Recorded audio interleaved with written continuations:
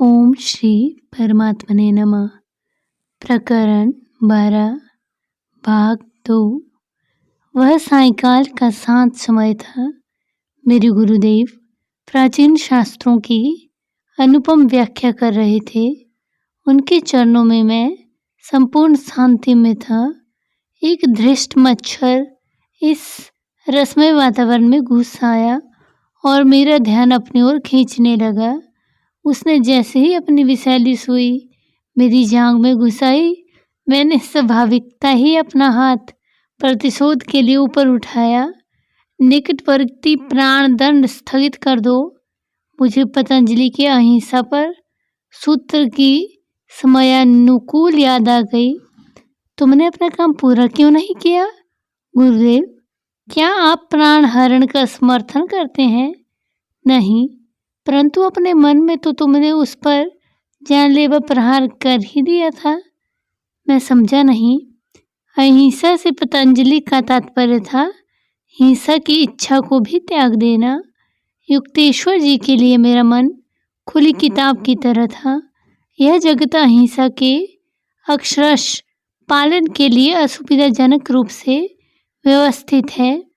मनुष्य हानिकारक जीवों का नाश करने के लिए बाध्य हो सकता है, परंतु उसके अनुरूप क्रोध या द्वेष को अनुभव करने के लिए वह बाध्य नहीं है।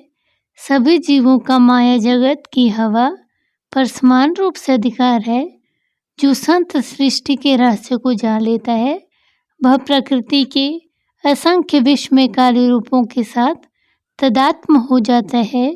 हिंसा की भावना को नष्ट कर सभी लोग इस सत्य को समझ सकते हैं।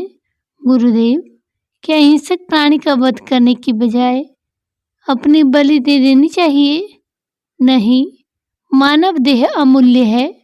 मस्तिष्क और मेरुदंड में स्थित चक्रों के कारण क्रम विकास की दृष्टि से मानव देह सबसे मूल्यवान है। ये चक्र उन्नत साधक को ब्रह्म चैतन्य की उच्चतम स्थितियों को प्राप्त करने और उन्हें अभिव्यक्त करने की क्षमता प्रदान करते हैं। मानव योनि से निकृष्ट किसी भी योनि के जीव में यह क्षमता नहीं होती। यह सच है कि मनुष्य किसी प्राणी या किसी जीव को मारने पर बाध्य हो सकता है जब उसे थोड़ा पाप तो लगता ही है, परंतु पवित्र शास्त्र कहते हैं कि मानव शरीर का व्यर्थ में नाश कर्म सिद्धांत के नियमों का गंभीर उल्लंघन करते हैं। मैंने राहत की सांस ली। सहजात प्रवृत्तियों को शास्त्र मत का भी आधार मिलना, यह बात हमेशा तो नहीं होती। जहाँ तक मुझे ज्ञात है, गुरुदेव का कभी किसी बाघ या चीते से सामना नहीं हुआ, परंतु एक अत्यंत विषैले नाग से उनका पाला पड़ा था और उस नाग को उन्होंने अपने प्रेम से वश में किया था। यह घटना पुरी में हुई थी, जहाँ गुरुदेव का समुद्र तट पर आश्रम था। गुरुदेव के जीवन के उत्तरकाल में उनका शिष्य बना प्रफुल्ल नाम का एक लड़का उसमें उनके साथ था। हम आश्रम के पास बाहर बैठे थे। प्रफुल्ल ने मुझे बताया, 4 फुट लंबा आतंक का मूर्तिमान रूप एक नाग पास से ही निकला। क्रोध से फन फैलाकर वह तेजी से हमारी ओर आ रहा था। गुरुदेव उसको देखकर ऐसे मुस्कुराए जैसे किसी बच्चे को मुस्कुराकर अपने पास बुला रहे हों। युक्तेश्वर जी को हाथों से लयबद्ध ताल देते देखकर मैं भयभीत हो उठा। वे उस भयावह आगंतुक का स्वागत कर रहे थे। मैं मन ही मन भगवान से उत्कट प्रार्थना करता हुआ चुपचाप खड़ा रहा। नाग गुरुदेव के अत्यंत निकट पहुंच गया था, पर अब वह निश्चल हो गया था। ऐसा प्रतीत हो रहा था कि उनके प्यार से पुचकारने का ढंग देखकर सम्मोहित हो गया था। वह भयानक फन धीरे धीरे सिकुड़ गया। नाग गुरुदेव के पांवों के बीच में से होकर झाड़ी में अदृश्य हो गया। गुरुदेव क्यों हाथ हिला रहे थे और नाग उनके हिलते हाथों पर फन क्यों नहीं मार रहा था? यह बात उस समय मेरी समझ से परे थी। उस घटना से अब मेरी समझ में आ रहा था कि हमारे गुरुदेव को किसी प्राणी से हानि का भय नहीं है। प्रफुल्ल ने अपनी कहानी समाप्त करते हुए कहा, आश्रम में आरंभ के महीनों के एक दिन अपराह्न में मैंने युक्तेश्वर जी की भेदक दृष्टि अपने ऊपर स्थिर पाई। तुम बहुत दुबले पतले हो मुकुंद। उनकी बात ने मेरी दुखती रग को छू लिया। अपनी धंसी हुई आंखें और कृष्ण देह मुझे भी अच्छी नहीं लगती थी। मुझे बचपन से ही अजीर्ण की शिकायत थी। घर में मेरे कमरे पर एक पट्टी पर पाचक और बलवर्धक औषधियों की अनेक शीशियां पड़ी थी, परंतु किसी से भी मुझे कोई लाभ नहीं था। कभी कभी तो मैं मन ही मन सोचता था कि क्या इतने दुबले शरीर में जीने का कोई अर्थ भी हो सकता है। औषधियों की अपनी सीमाएं हैं। दिव्य संजीवनी प्राण शक्ति की कोई सीमा नहीं। विश्वास रखो, तुम स्वस्थ और बलवान हो जाओगे। गुरुदेव के शब्दों ने मुझे तुरंत यह विश्वास दिला दिया कि मैं उनमें निहित सत्य का अपने जीवन में सफल प्रयोग कर सकता हूँ। अन्य कोई भी चिकित्सक मुझ में इतना गहरा विश्वास नहीं जगा सका था। दिन प्रतिदिन मेरे स्वास्थ्य और बल में वृद्धि होने लगी। युक्तेश्वर जी के गुप्त आशीर्वाद से 2 सप्ताहों में मेरा इच्छित वजन मुझे प्राप्त हो गया था, जो तब तक अन्य उपायों से प्राप्त करने का मैं व्यर्थ प्रयास कर रहा था। मेरे पेट के सारे विकार सदा के लिए दूर हो गए थे। बाद में तो अनेक बार अपने गुरुदेव को दैवी शक्ति द्वारा लोगों को मधुमेह, मिर्गी, क्षय रोग और पक्षाघात जैसी बीमारियों से मुक्त करते देखने का सौभाग्य मुझे प्राप्त हुआ। कई वर्ष पहले मैं अपना वजन बढ़ाने के लिए आतुर था। मुझे स्वस्थ करने के थोड़े ही दिन बाद गुरुदेव मुझे बता रहे थे, एक उग्र बीमारी से उठने के बाद मैं स्वास्थ्य लाभ कर ही रहा था कि वाराणसी में लाड़ी महाशय के दर्शन के लिए चला गया। मैंने कहा, गुरुदेव, मैं बहुत बीमार था और मेरा वजन बहुत कम हो गया है। मैं देख रहा हूँ युक्तेश्वर कि तुमने पहले तो अपने आप को अस्वस्थ कर लिया और अब सोचते हो कि तुम दुबले भी हो गए हो, परंतु जिस उत्तर की आशा थी उससे तो यह उत्तर कहीं हटकर था। परंतु मेरे गुरुदेव ने मुझे हिम्मत दिलाते हुए आगे कहा, मुझे देखने दो। मुझे विश्वास है कि कल तुम्हारा स्वास्थ्य बेहतर हो जाएगा। मेरे श्रद्धालु मन ने यह मान लिया कि उनके शब्द इस बात का संकेत है कि वे गुप्त रूप से मुझे स्वस्थ करने वाले हैं। दूसरे दिन प्रातःकाल ही मैं उनके पास पहुंच गया और उल्लास के साथ मैंने कहा, गुरुदेव, आज मुझे कल की अपेक्षा बहुत अच्छा लग रहा है। सचमुच आज तुमने अपने आप को शक्ति से भर लिया है। नहीं गुरुदेव, मैंने सविनय प्रतिपाद किया, ये तो आप हैं जिन्होंने मुझे स्वस्थ कर दिया है। कई सप्ताहों से आज पहली बार मैं अपने में कुछ शक्ति अनुभव कर रहा हूँ। हाँ, तुम्हारी बीमारी तो काफ़ी गंभीर थी। तुम्हारा शरीर अभी भी काफ़ी दुर्बल है। कौन कह सकता है यह कल कैसा रहेगा। अपनी दुर्बलता के लौट आने की संभावना के विचार मात्र से मैं भय से सिहर उठा। दूसरे दिन मैं मुश्किल से अपने आप को लाइडी महाशय के घर तक घसीट सका। गुरुदेव, मैं फिर बीमार हो गया। मेरे गुरु की आंखों में शरारत उतर आई थी। तो फिर एक बार तुमने आपको बीमार बना लिया। मेरा धैर्य समाप्त हो गया। मैंने कहा, गुरुदेव, अब मैं समझ गया हूँ कि दिन प्रतिदिन आप केवल मेरा मजाक ही उड़ा रहे थे। मेरी समझ में नहीं आता कि मेरी सच्ची बातों पर आपको विश्वास क्यों नहीं हो रहा। सचमुच वे केवल तुम्हारे विचार ही हैं जिन्होंने तुम्हें बारी बारी से दुर्बल और स्वस्थ अनुभव कराया है। मेरे गुरु प्रेम से मुझे निहार रहे थे। तुमने देख लिया कि कैसे तुम्हारा स्वास्थ्य तुम्हारी अवचेतन प्रत्याशाओं के अनुसार बदलता रहता है। विचार भी विद्युत शक्ति या गुरुत्वाकर्षण शक्ति के समान एक शक्ति है। मानव मन ईश्वर के सर्वशक्तिमान चैतन्य का एक स्फुल्लिंग है। मैं तुम्हें दिखा सकता हूँ कि तुम्हारा शक्तिशाली मन जिस किसी भी बात में तीव्र विश्वास रखेगा वह तत्क्षण घटित होकर रहेगा। यह जानते हुए कि लाहिड़ी महाशय कभी व्यर्थ बात नहीं करते, मैंने श्रद्धा और कृतज्ञता से भाव विभोर होकर उनसे कहा, गुरुदेव, यदि मैं सोचूं कि मैं स्वस्थ हूँ और मेरा वजन पूर्ववत हो गया तो क्या ऐसा हो जाएगा? इसी क्षण भी ऐसा ही है। मेरी आंखों में एकाग्रता पूर्वक देखते हुए गुरुदेव ने गंभीरता से कहा, मैंने तत्क्षण न केवल अपनी शक्ति बल्कि वजन में भी वृद्धि का अनुभव किया। लाहिड़ी महाशय पुनः अपने मौन में खो गए। उनके चरणों में कुछ घंटे बैठने के बाद मैं अपनी माँ के घर लौटा, जहाँ काशी जाने पर मैं रुकता था। बेटे, तुम्हें क्या हो गया है? जलशोध की बीमारी से क्या तुम्हारा शरीर फूल रहा है? माँ को अपनी आंखों पर विश्वास नहीं हो रहा था। मेरा शरीर अब वैसा ही हृष्ट-पुष्ट हो गया था जैसा बीमारी से पहले था।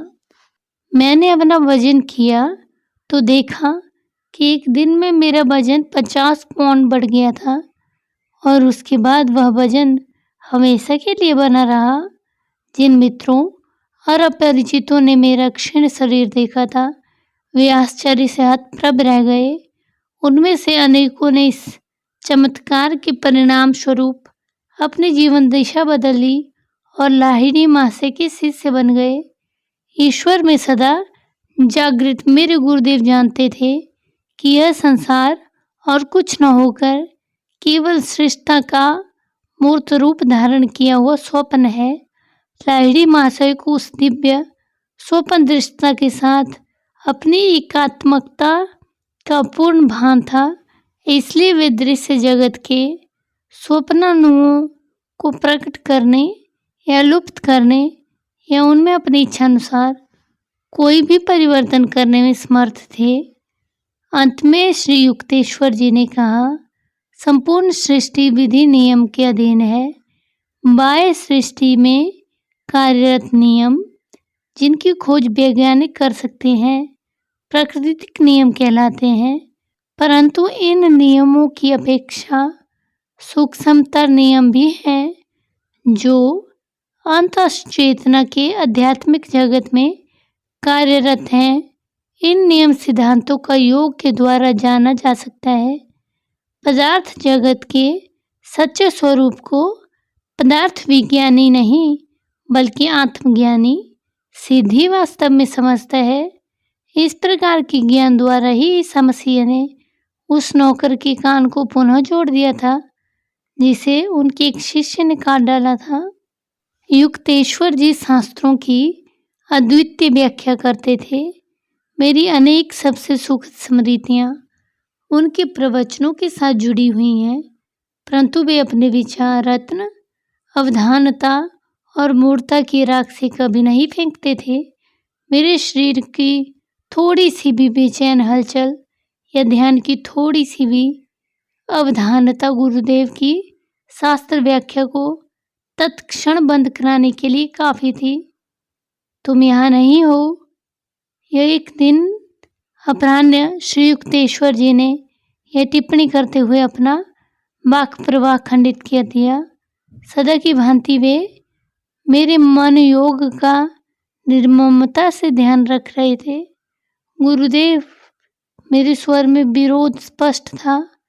मैं जरा भी नहीं हिला, मेरी पलकें भी नहीं हिली। आपने जो भी कहा मैं एक एक शब्द दोहरा सकता हूँ। फिर भी पूर्ण रूप से तुम मेरे साथ नहीं थे। तुम्हारा विरोध करना मुझे यह कहने के लिए भी बस कर रहा है कि तुम अपने मन की पृष्ठभूमि में 3 संस्थाओं का निर्माण कर रहे थे। एक थी मैदानी क्षेत्र में एकांत आश्रम, दूसरी एक पहाड़ी के शिखर पर और तीसरी एक समुद्र तट पर। ये अस्पष्ट विचार लगभग अचेतन स्तर पर ही मेरे मन में सचमुच चल रहे थे। मैंने क्षमा याचक दृष्टि से उनकी ओर देखा। ऐसे गुरु के साथ मैं ही क्या कर सकता हूँ जो यदा कदा अचानक मेरे मन में उठने वाले विचारों को ही पकड़ लेते हैं। तुमने स्वयं ही वह अधिकार मुझे दिया है। मैं जिन सूक्ष्म तत्वों को समझ सकता हूँ, उन्हें तुम पूर्ण मनोयोग के बिना नहीं समझ सकते। जब तक आवश्यक न हो, मैं दूसरों के मन के एकांत में नहीं झांकता। मनुष्य को अपने विचार में गुप्त रूप से विचरण करने का स्वाभाविक अधिकार है। बिन बुलाए तो भगवान भी वहां प्रवेश नहीं करते, न ही मैं वह हिम्मत कर सकता हूँ। आपका सदा स्वागत है गुरुदेव। तुम्हारे ये वास्तु स्वप्न बाद में साकार होंगे, अभी केवल अध्ययन का समय है। इस प्रकार मेरे गुरुदेव ने प्रसंगवश ही अपने सहज ढंग से मेरे जीवन में आने वाली 3 महत्वपूर्ण घटनाओं का अपना पूर्व ज्ञान प्रदर्शित कर दिया। किशोरावस्था के प्रारंभ से ही मुझे 3 इमारतों की रहस्यमय झांकियां मिलती थी, जिनमें से प्रत्येक इमारत अलग अलग परिदृश्य में दिखती थी। श्री युक्तेश्वर जी ने जिस क्रम में बताया था, ठीक उसी क्रम में 3 दृश्य ने साकार रूप धारण किया।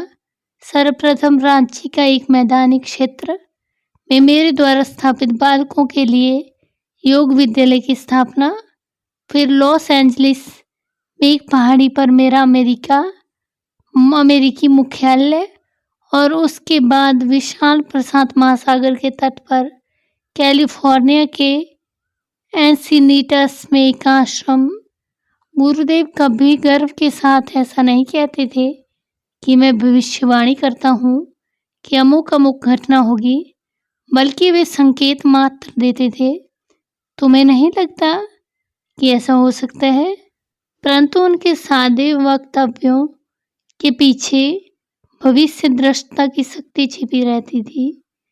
वे एक बार कही बात को कभी वापस नहीं लेते थे, न उनमें कभी कोई परिवर्तन करते थे। उनकी किंचित ढकी हुई भविष्यवाणी कभी मिथ्या सिद्ध नहीं हुई। श्री युक्तेश्वर जी स्वभाव से मितभाषी, स्पष्टवादी और पूर्णतः आडंबर रहित थे। उनके विचारों में न तो कहीं अस्पष्टता का लवलेश था, न स्वप्निलता का कोई अंश। उनके पांव जमीन पर दृढ़ थे, मस्तक स्वर्ग की भांति शांति में स्थिर था। व्यवहारिक स्वभाव के लोग उन्हें अच्छे लगते थे। वे कहते थे, साधुता का अर्थ बोंधुपन या अकर्मण्यता नहीं है। ईश्वरानुभूतियाँ किसी को अक्षम नहीं बनाती। चरित्र बल की सक्रिय अभिव्यक्ति तीक्ष्णतम बुद्धि को विकसित करती है। मेरे गुरु सूक्ष्म लोकों की चर्चा करना पसंद नहीं करते थे। पूर्ण सादगी की असामान्यता का एकमात्र लक्षण बनकर उनमें दिख पड़ती थी। वार्तालाप में विस्मयकारी संदर्भ देने से भी बचते थे। कार्यों में अपने सामर्थ्य को मुक्त रूप से अभिव्यक्त करते थे। अनेक तथाकथित गुरु चमत्कारों की चर्चा तो खूब करते थे, प्रकृति में कुछ नहीं उतार सकते थे। श्री युक्तेश्वर जी शायद ही कभी सूक्ष्म नियमों का उल्लेख करते, पर गुप्त रूप से अपनी इच्छानुसार उन्हें कार्यान्वित करते थे।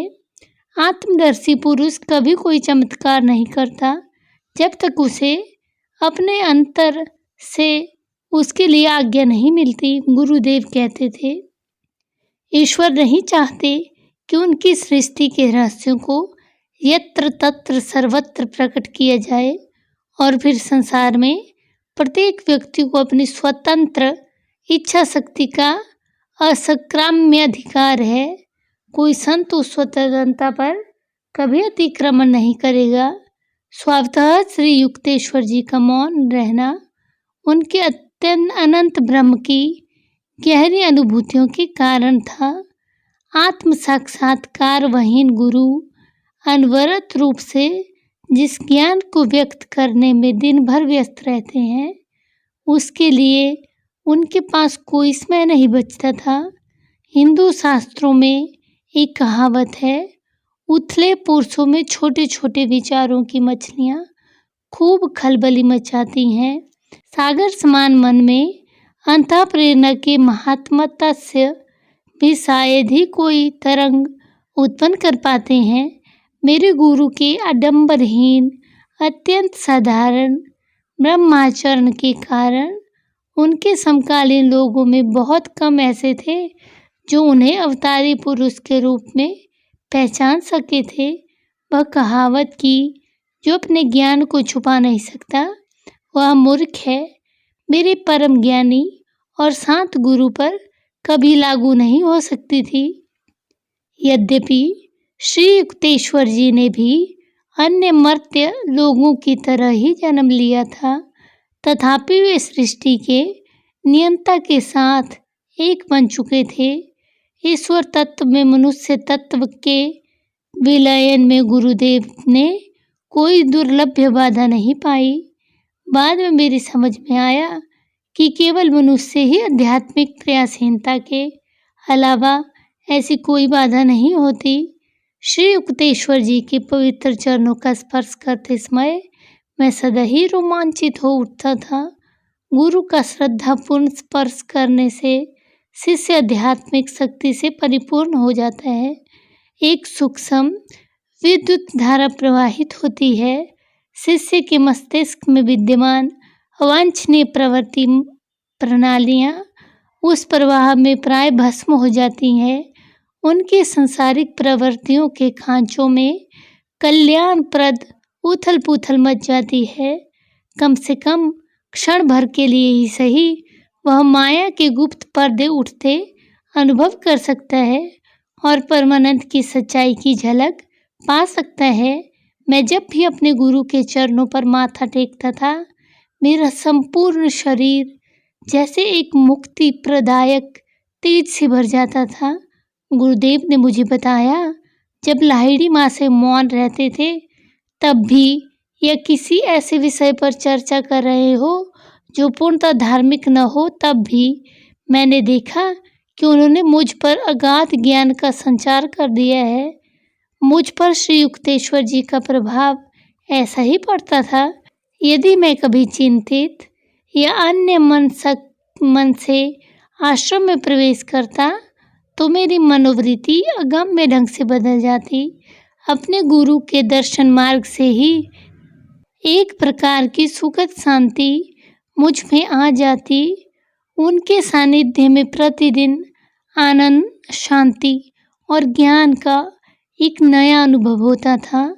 मैंने उन्हें कभी माया के किसी आकर्षण से ग्रस्त या लोभ, क्रोध अथवा किसी के प्रति मानवीय अनुरक्ति की भावना में उत्तेजित नहीं देखा।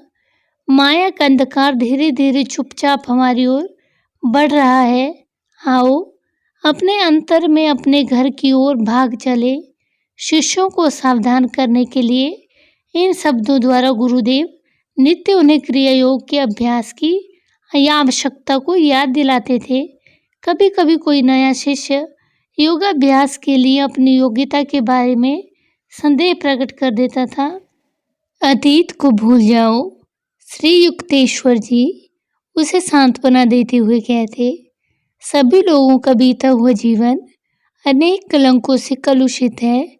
मनुष्य के आचरण का तब तक कोई भरोसा नहीं होता जब तक वह ईश्वर में अधिष्ठित न हो जाए। भविष्य में सब कुछ सुधर जाएगा यदि तुम अभी से आध्यात्मिक प्रयास शुरू कर दो। गुरुदेव के पास आश्रम में सदा ही बाल शिष्य रहते थे। उनकी बौद्धिक और आध्यात्मिक शिक्षा में गुरुदेव को सदा ही रुचि रहती थी। अपने देह त्याग से थोड़े ही दिन पहले भी उन्होंने 2 6 साल के बच्चे और एक 16 साल के नवयुवक को आश्रमवासी शिष्यों के रूप में स्वीकार किया था। अपने अधीन शिष्यों को वे सावधानीपूर्वक शिक्षा देते थे। शिष्य और शिक्षा, इन दोनों शब्दों का मूल एक ही है और व्यवहारिक स्तर पर दोनों एक दूसरे से संबंधित हैं। आश्रम वासियों को अपने गुरु के प्रति नितांत प्रेम और आदर था। गुरु की हल्की सी ताली पर सभी उत्सुकता से उनके पास दौड़ पड़ते थे। जब कभी वे गंभीर या अंतर्मुख प्रतीत होते तब कोई भी बातचीत करने का साहस न करता। जब उनकी हंसी गूंज उठती तब बच्चे भी उन्हें अपने में से ही एक मानते थे। श्री युक्तेश्वर जी शायद ही कभी किसी को कोई अपना व्यक्तिगत काम करने को कहते, न ही वे कभी किसी शिष्य से कोई सेवा स्वीकार करते। यदि वह शिष्य स्वयं अपनी खुशी से वह सेवा करने के लिए आगे न बढ़ा हो, यदि शिष्यगण किसी दिन गुरु के कपड़े धोने का सौभाग्यपूर्ण काम करना भूल जाएं, तो वे स्वयं ही उन्हें धो देते थे। साधारणतः वे स्वामियों के परंपरागत गेरुए कपड़े पहनते थे।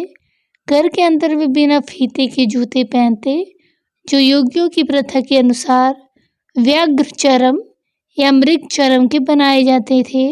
श्री युक्तेश्वर जी अंग्रेजी, फ्रेंच, बंगाली और हिंदी धारा प्रवाह बोलते थे। उनकी संस्कृत भी अच्छी थी। वे अपने शिष्यों को संस्कृत और अंग्रेजी अपनी स्व आविष्कृत सरल पद्धतियों से बड़े धीरज के साथ सिखाते थे। गुरुदेव को अपने शरीर की अधिक चिंता नहीं थी, परंतु वे अपने प्रति सावधानी अवश्य बरतते थे। वे कहते थे कि ईश्वर शारीरिक और मानसिक स्वस्थता में अच्छी प्रकार अभिव्यक्त होते हैं। किसी बात में अति करना उन्हें पसंद नहीं था। एक शिष्य को जो दीर्घ काल तक उपवास करना चाहता था, मेरे गुरु ने हंसते हुए कहा, कुत्ते को हड्डी क्यों न डाल दी जाए। श्री युक्तेश्वर जी का स्वास्थ्य उत्तम था। मैंने कभी उन्हें अस्वस्थ नहीं देखा। जग प्रथा का मान रखने के लिए वे अपने शिष्यों को यदि वे चाहें तो डॉक्टर के पास जाने देते थे। वे कहते थे, डॉक्टरों को भौतिक पदार्थों के लिए निर्धारित ईश्वरीय नियमों के अनुसार अपना चिकित्सा कार्य करना चाहिए, पर वे मानसिक शक्ति द्वारा रोग निवारण की पद्धति को श्रेष्ठ मानते थे और प्राय कहते रहते थे, ज्ञान ही सबसे बड़ा परिष्कारक है। वे अपने शिष्यों से यही कहते थे, शरीर एक कपटी मित्र है, उसे उतना ही दो जितना जरूरी है, उससे अधिक कुछ नहीं। दुख सुख अल्पकालिक होते हैं। जगत के सभी द्वंद्वों को शांतिपूर्वक सहन करो और साथ ही उनके प्रभाव से परे जाने का प्रयास करते रहो। कल्पना ही वह द्वार है जिसे रोग भी प्रवेश करते हैं और रोग निवारण भी उसी से होता है। बीमार होने पर भी बीमारी के अस्तित्व में विश्वास मत रखो। उपेक्षित अतिथि अपने आप भाग जाएगा। अनेक डॉक्टर भी गुरुदेव जी के शिष्य थे। उनसे गुरुदेव कहते थे, जिन्होंने शरीर विज्ञान का अध्ययन किया है, उन्हें और आगे जाकर आत्मविज्ञान का अनुसंधान करना चाहिए। शरीर की यंत्रावली के पीछे एक सूक्ष्म आध्यात्मिक संरचना छिपी हुई है। श्री युक्तेश्वर जी अपने शिष्यों से पौर्वात्य और पाश्चात्य सद्गुणों का संगम बनाने के लिए कहते थे। स्वयं उनकी बाह्य आदतें किसी पाश्चात्य संचालक के समान थी। उनके अंतर में पौर्वात्य लोगों की आध्यात्मिकता कूट कूट कर भरी थी। वे पश्चिम के प्रगतिशील, युक्तिपूर्ण और आरोग्यपूर्ण तौर तरीकों के प्रशंसक थे, तो पूर्व को शताब्दियों से धन्य करने वाले और उनके चारों ओर आध्यात्मिक तेजोमंडल का निर्माण करने वाले धार्मिक आदर्शों के पुजारी भी थे। अनुशासन मेरे लिए कोई नई बात नहीं थी। घर में पिताजी अनुशासन में दृढ़ थे। अनंतदा तो प्राय निष्ठुर हो जाते थे, परंतु श्री युक्तेश्वर जी के प्रशिक्षण को दारुण से लेश मात्र भी कम नहीं कहा जा सकता, चाहे तत्कालिक व्यवहार में हो या साधारण आचार के सूक्ष्म अर्थों में हो। मेरे गुरुदेव अपने शिष्यों की छोटी से छोटी गलती को भी खूब आलोचना करते थे। शिष्टाचार का पालन यदि निष्कपटतापूर्वक न किया जाए तो वह मृत सुंदर नारी के समान है। वे प्रसंग पढ़ने पर कहते थे, सभ्यता रहित स्पष्टवादिता डॉक्टर की छुरी के समान है, जो गुणकारी तो है परंतु अप्रिय लगती है। सौजन्य मुक्त स्पष्टतावादिता लाभदायक भी है और अच्छी भी लगती है। गुरुदेव मेरी आध्यात्मिक उन्नति से संतुष्ट लगते थे, क्योंकि उनके बारे में वे शायद ही कभी टिप्पणी करते थे। अन्य बातों में फटकार सुनाना नित्य की बात थी। मेरे मुख्य अपराध होते थे अन्यमनस्कता, बीच बीच में विषणता, शिष्टाचार के कतिपय नियमों का उल्लंघन और कभी कभी अव्यवस्थितता। जरा देखो, तुम्हारे पिता भगवती की कार्यशैली कितनी सुव्यवस्थित और संतुलित है। मेरे गुरुदेव कहा करते थे। श्री रामपुर आश्रम में जब मैं पहली बार आया था, उसके थोड़े ही दिनों बाद लाहिड़ी महाशय के इन दो शिष्यों के आपस में भेंट हुई थी। पिताजी और गुरुदेव एक दूसरे के प्रशंसक थे। दोनों ने ही मजबूत आध्यात्मिकता की नींव पर अपने सुंदर आध्यात्मिक जीवन का निर्माण किया था, जिसका युग युगांतर में भी लय नहीं हो सकता। मैंने अपने बचपन के एक अल्पकालिक शिक्षक से कई गलत शिक्षाएं ग्रहण कर ली थी। उन्होंने मुझे बताया था कि एक शिष्य को सांसारिक कर्तव्यों को पूरा करने के लिए अति कष्ट करने की आवश्यकता नहीं। जब कभी मैंने अपने कार्यों की उपेक्षा की या उन्हें लापरवाही से संपन्न किया, तब किसी ने मुझे कभी डांटा फटकारा नहीं। मानव स्वभाव को ऐसी शिक्षा आत्मसात करना बड़ा सरल लगता है, किंतु गुरुदेव के कठोर अनुशासन में मैं शीघ्र ही उत्तरदायित्वहीनता की सुगध भ्रांतियों से जाग गया। जो लोग इस जगत के लिए उपयोगी होते हैं, वे किसी दूसरे जगत की शोभा बनते हैं। श्री युक्तेश्वर जी ने एक दिन कहा, जब तक तुम इस तरह की मुक्त हवा का श्वास ले रहे हो, तब तक बदले में कृतज्ञतापूर्वक सेवा देना तुम्हारा कर्तव्य है। केवल जो समाधि की श्वास रहित अवस्था में ही प्रतिष्ठित हो गया हो, वही जगत के कर्तव्यों से मुक्त है। उन्होंने रुक्षता से आगे कहा, जब तुम उस अंतिम पूर्णता की अवस्था में पहुंच जाओगे, तब मैं तुम्हें उस बारे में सूचित करने में चूकूंगा नहीं। मेरे गुरु को किसी प्रकार की घूस से बस में नहीं किया जा सकता था, प्रेम से भी नहीं। मेरी तरह ही जिसने भी स्वेच्छा से उनका शिष्य बनना स्वीकार कर लिया था, उसके प्रति वे कभी किसी प्रकार की नरमी नहीं दिखाते थे। गुरुदेव और मैं, चाहे उनके शिष्यों से घिरे हो या परिचित लोगों से, या केवल हम दोनों ही साथ साथ हों, वे सदा ही अपनी बात स्पष्ट शब्दों में कहते और तीव्र फटकार भी लगाते।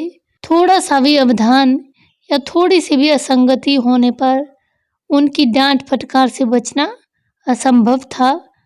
अहंभाव पर बार बार चोट करने वाले इस व्यवहार को सहन करना अत्यंत कठिन था, परंतु मैंने भी अपनी प्रत्येक मानसिक ऐंठन को श्री युक्तेश्वर जी के द्वारा सिद्ध करा लेने का अटल प्रण ले लिया था। इस विराट परिवर्तन को लाने के अथक परिश्रम में जब वे लगे हुए थे, तब अनेक बार मैं उनके अनुशासन रूपी हथौड़े के प्रहार से तिलमिला उठता था। तुम्हें यदि मेरी बातें अच्छी नहीं लगती, तो तुम कभी भी यहाँ से चले जाने के लिए मुक्त हो। गुरुदेव जी यही कहते थे। मैं तुमसे तुम्हारी उन्नति के अतिरिक्त किसी और चीज़ की अपेक्षा नहीं रखता। यदि तुम लाभान्वित अनुभव करते हो, तो ही यहीं रहो। मेरे मिथ्याभिमान को तोड़ने वाले जो प्रहार उन्होंने किए, उनके लिए मैं अपरिमित रूप से उनका कृतज्ञ हूँ। कभी कभी मुझे लगता था कि मैं लाक्षणिक तौर पर वे मेरे प्रत्येक रुग्ण दांत को ढूंढ ढूंढ कर उखाड़ते जा रहे हैं। इस प्रकार के कठोर झटकों के बिना अहंकार की जड़ को उखाड़ फेंकना कठिन है। अहंकार के जाते ही ईश्वर के अंदर आने का मार्ग निष्कंटक बन जाता है, अन्यथा स्वार्थ के कारण पत्थर बने हृदयों को भेदकर अंदर आने का ईश्वर का प्रयास व्यर्थ हो जाता है। तो आज के इस भाग को हम यहीं समाप्त करते हैं। ओम श्री परमात्मने नमः।